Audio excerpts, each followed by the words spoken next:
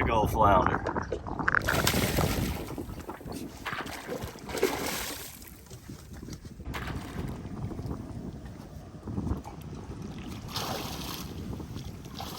Oh boy. Look at that dude. Now that's a fish. That's a fish.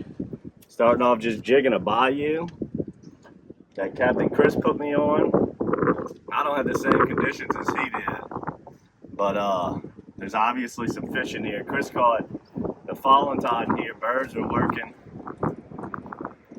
a little bit in here. Shrimp were moving around. I don't have that today. I got an incoming tide, but I will. That's a fish of a lifetime right there. I'll take just this right here. I'm happy. Green hornet. All right, I'm gonna go ahead and idle out of here. It's not really happening like it was for Chris. We did get lucky and get that monster flounder. That was a pleasant surprise. One of the biggest flounder I've caught in a long time, but I'm gonna go ahead on our way out. Let me patch you on over to Captain Chris when he had his good, successful day. And this bayou here, this Fish and Salt Bayou, was in here yesterday with a nice falling tide. What happens is there's a lot of marsh under the bridge. When that tide falls, it sucks all them shrimp out of there this time of year. So check out him and his catch, and another good area to fish in that fall time whenever those fish get in them man-made canals like we've been discussing all across the North Shore. Check it out, and then we're gonna go try another spot, real windy, and maybe if we could tuck in behind some taller banks, get out this wind a little bit. Hey, this is Captain Chris from DockSide TV. First weekend in October, beautiful day, but we got stiff northeast winds, 15 to 20. So me and Dr. Steve decided to go venture out, do a little fishing, to go check some things. Right now the water's super high, so I wanted to concentrate on deep bayous with the water funneling out, which is going to bring the shrimp out of the marsh and bring it into these deep canals. And we're catching big ones like this, baby. This is what you can expect from in October, this time of the year. With the water high, fishing deep bayous and cuts. Look for the birds, obviously, look for the shrimp. You find that, you're gonna find fish like this. Back to you, Chaz.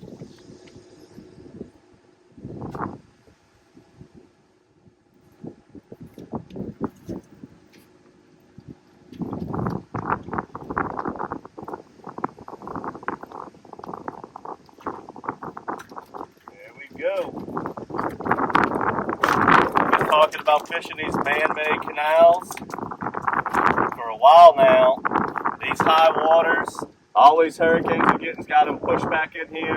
That's pretty common for this time of the year, but good place to hide from the wind. More beautiful trout on that green hornet. Let's see if we can tuck away from the wind here and put a nice box together.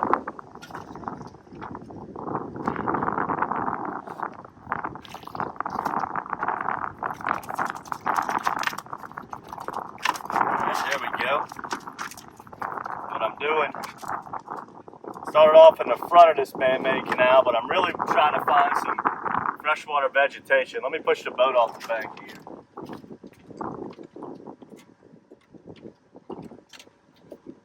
Just caught a couple in the front, but now I'm all the way in the back of the dead ends. Got some grass growing on the banks here. The further back you go, the more likely it is to see some freshwater vegetation. That's what you want to find.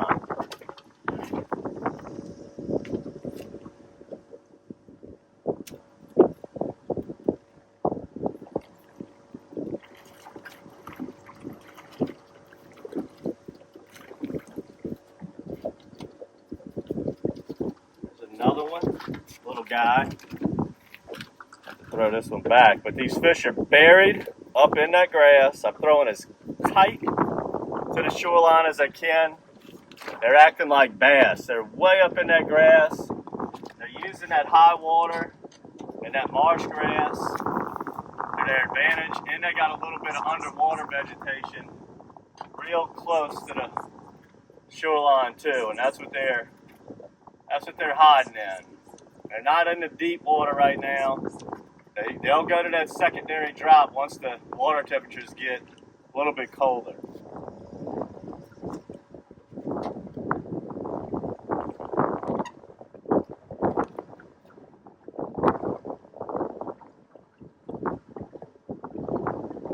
Something's going bananas right up here. Hope it ain't a jack.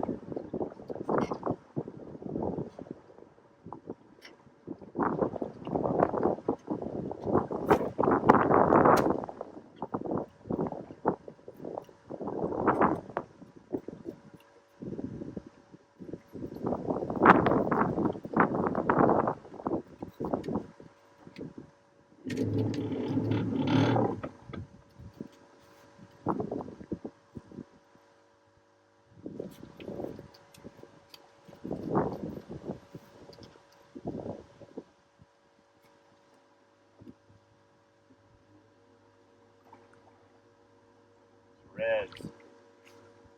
I saw them from way back. I heard it. I looked up. Stuff was blowing up everywhere. So I hauled butt over here. And it's reds. It ain't jacks.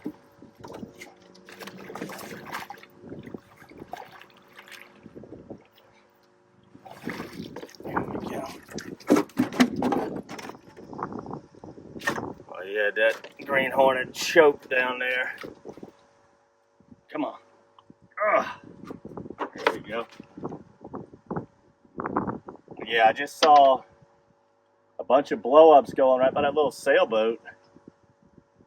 Haul butt over there, made a bomb cast, jigged it twice, bam. I was just hoping it wasn't jackfish because they were causing ruckus. Let's see if they got a few more in there. But me seeing that splashing on the surface, that's one of the biggest keys to fishing, observation. If you ever notice when I'm out here, my head is always on a swivel. I'm very rarely, my eyes are locked into one area. I got my ears as open as I can get them, and I'm always listening for anything, looking for anything.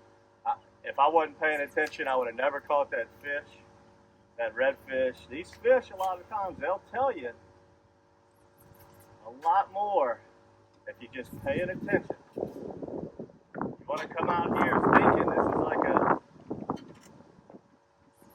I fish every day like it's the Bassmaster Classic. We're thinking a lot. We got a plan. I'm looking around a lot. I'm observing a lot. I don't just come out here and make casts and just hope for the best.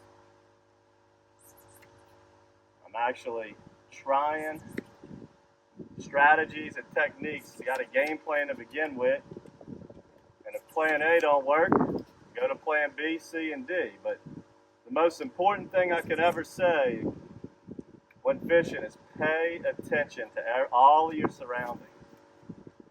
You see some boats ganged up together, a lot of people will go get right on top of them. You don't have to do that. A lot of times what I'll do is maybe get in the zone, or at least I can see close enough, see what they're up to, and if they're catching, I might just come back there in another day or two rather than mess up the people right then and there. Oh, look at that shrimp jumping. Shrimp just jumping. Look at him, look at him. Big shrimp. Big, beautiful shrimp jumping.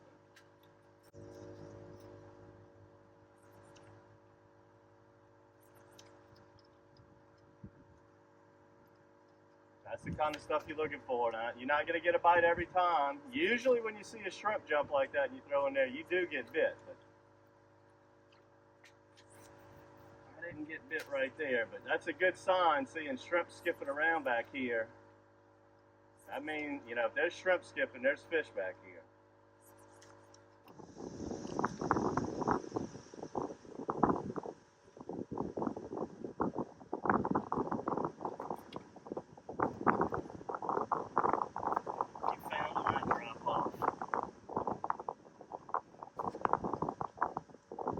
Not what we wanted.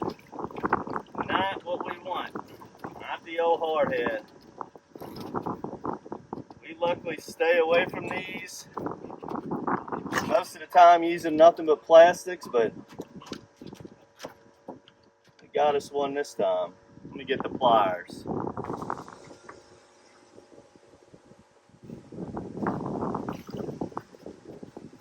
red. Seeing a lot of these in the man-made canals too. It's a good sign for the upcoming years. So the trout are running so tight to the bank. What I'm doing on this particular drip is I'm basically paralleling the bank, kind of like I would, oh there we go, for redfish.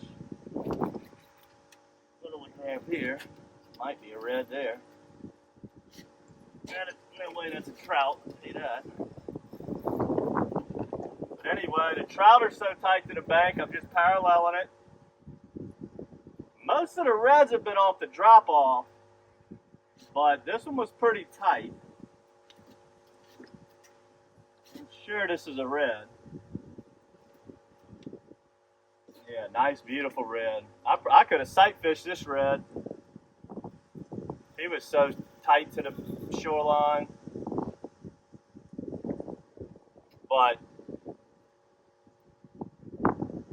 when you parallel a bank like that, it really helps you stay in the strike zone a lot longer.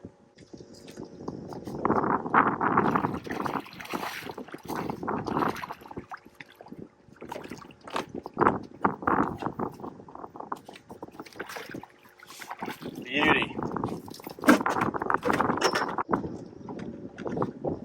I gotta get the boat right up on the shore to talk to y'all to help let these big levees block the wind, as that wind is pumping a good 20 to 25 out the northeast. So coming back here in these man-made canals is pretty much the only option I have right now. And it was a good option, a good game plan, as we're catching all kinds of fish. But what I was trying to go explain to you before this red rudely interrupted us was just the importance of paralleling a shoreline, as we're noticing the trout are dead on that grass. It's like a flooded marsh. So they're using that grass as protection, and it's helping them attack their prey. So I'm just wanting to rub that lure right down the grass. So we got the trout and the reds mixed in together, right up tight to the grass. Having a lot of fun and some really tough winds.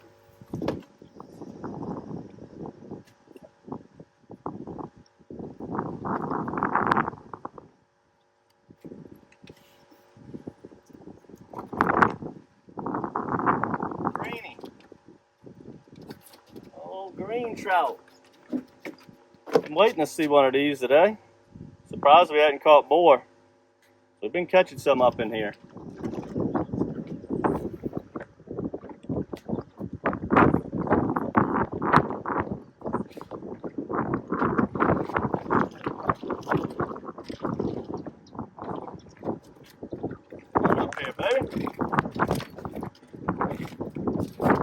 Nice trout buried up in that grass. Starting to fill the box up now. Green hornet, baby. One of our premier sellers. Be in this month's bait box. Don't miss out.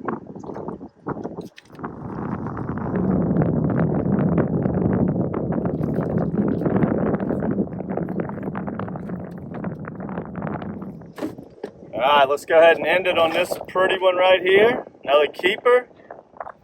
We're fishing some really stiff winds. You can probably hear it in the microphone. Go ahead and call it. Had a nice day. Caught a Calcutta, which is a trout, a red, a flounder. Nice slot red, incredible flounder, and the trout. Same trout we've been catching. You got to weed through them a little bit, but nothing to it to get a nice mess of keepers. Make sure to subscribe to our monthly bait box. Get these green hornets in there. Subscribe to our YouTube channel. We've been fishing nothing but man-made canals. Great place to fish when you got high winds like we do today. Hope you enjoyed this, guys, and until next time, good fishing.